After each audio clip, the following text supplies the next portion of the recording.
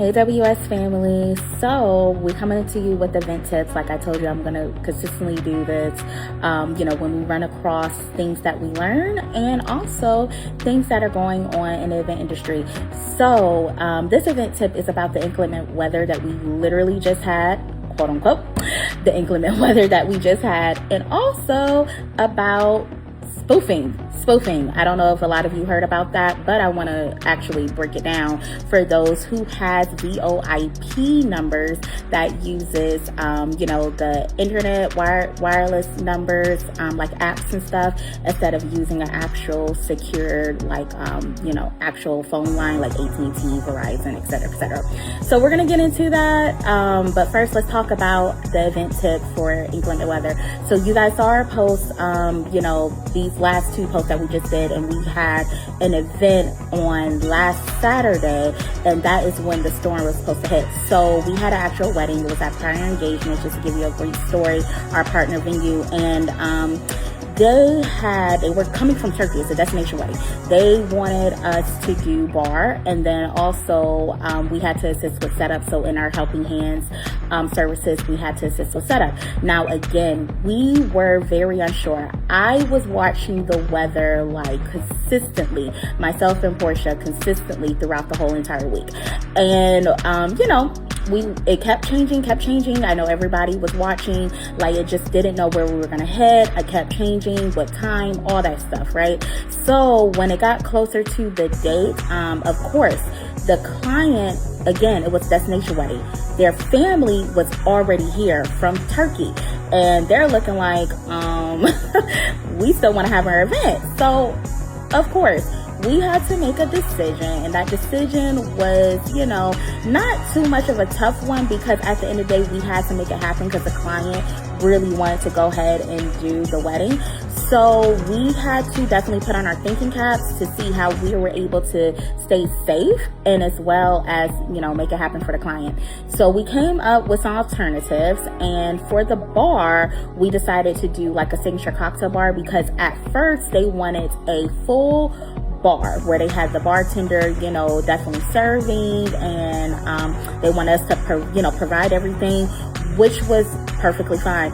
But again, we had to come up with our alternatives. So we did a signature cocktail bar where we came up with two different punches for them that were easily and actually good to batch, and they chose our rum punch, delicious, and our vodka strawberry punch, also delicious. If I had the pictures, I would show you guys, because they had a security guard there, and they said that it was just nothing filled with fruit. That's it. The punch was gone. So if I have a picture, I'm going to definitely include that. But it came out great. We did a setup for a bar. So like I said, it was self-serve. We got the wine, they wanted to do the champagne toast and everything. So they actually were going to do the ceremony. They got food catered from a restaurant, and it was only 25 people. So very intimate, very, very intimate, and they had it only for 2 hours. So they just wanted to do something to celebrate their, commencement, and we understood it. So we got in before the weather, started doing its thing, and we got in and we set up, the whole tablescaping, because they got a full tablescape. That was the linen, the chargers, the napkins, the centerpieces, all of that. They got the full tablescape. So we did that. They got an arch as well. So we did that. So we got it set up right in time, because we are downtown Atlanta. So the weather started, acting crazy around 8 p.m. I think I got out about 8 p.m. and the weather started coming down, acting crazy, y'all.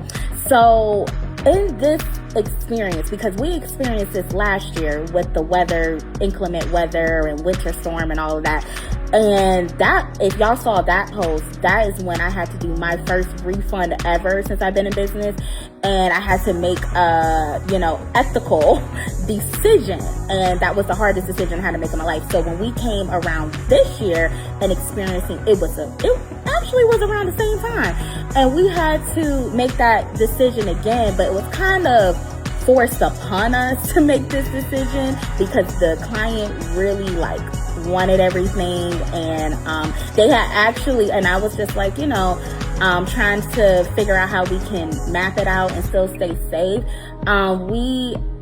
Actually, I think that was a good alternative. And the reason why I wanted to give this event tip, because I think a lot of us had to make these decisions like yay or nay if you were going to do the event or not, and still honestly think about your staff or yourself and making sure you're not, endangering, anybody or yourself. So, because again, it was just up in the air what the weather was going to do. But I just feel like in this event, of course, y'all, I believe in contracts.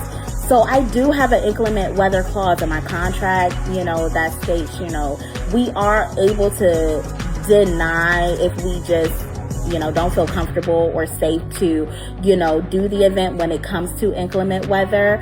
We do have that clause, but in this case, because we were watching the weather very thoroughly, we made a wise decision. And one thing about it, like one of my other partners say, always go with your gut. If your gut feeling saying, no, like I felt last year, my gut feeling was just like my spirit and everything was just like, no, I don't want to do it. But it for last year, it still turned out nice either way. But for this year, I didn't have that strong feeling because we were, looking at that weather thoroughly. And I was just like, as long as we can get it set up and we can get out in time, I think that's what made me easy and okay. And then two, it kept the time for the winter storm to hit, it kept pushing back later. So I definitely use wisdom. I would say in this instance, always use wisdom. Always listen to your gut. Definitely have that inclement weather contract clause in your contracts, guys. And because this is going to keep happening. We're in Georgia. Georgia weather is just unpredictable. You don't know what you're going to get. More on the north side of town, yes, that's different because it's definitely going to hit. But east, west, south, hey, just use your discretion as much. We did, and it still turned out nice, as y'all saw. It turned out nice. The weather didn't hit that bad until the next day. So downtown. So, I think we made the best call. So I wanted to definitely talk to you guys about the inclement weather and how we handled it this time. I consider a win. So yeah, that's how I feel. Now, next subject will be spoofing. Y'all, I got hacked twice with my phone number, my business phone number. I use this app called Dialpad. It's a VoIP system that I use. And I got hacked twice. Somebody was using our number to call people. Y'all, these folks are getting real creative, and they are calling people. They were saying, hey, I need help, we're stuck, we're freezing, like leaving them voicemails.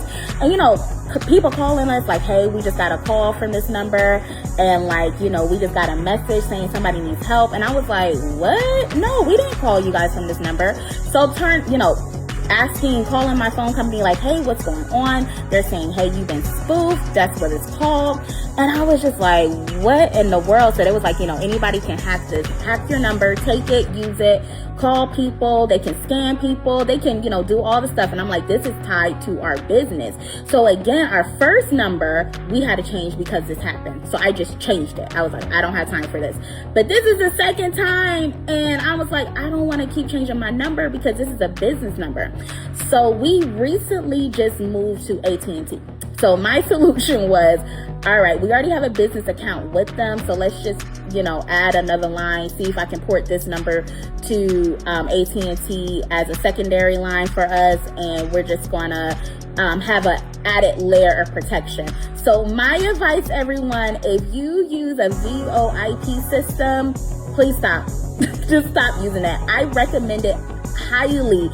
Years, like up until this day, I have recommended those, phone line systems, but because it was easier. And then I like to have the app, and then it separated my, just to say why, it separated my business from my personal, so I wasn't getting that mixed up. I'm not the type of person to carry two phones. I'm not a two phone girly because I, be trying to keep up with this phone as it is. Like, why? No, not doing it. So I decided to do that way because it was going to help me. But now, these scammers are getting real creative. So just to let you guys know about spoofing, do your research on it. Don't get spoofed. If you do, look, if you got a VoIP system, cancel it. Take it to your phone carrier. Get that second line. Get a business line. Actually with your phone carrier because they can actually protect it. They can prevent it. They can block it. They can do all that stuff. Just learned about this. Hey, I may be late to the game, but I want to let you guys know what is going on.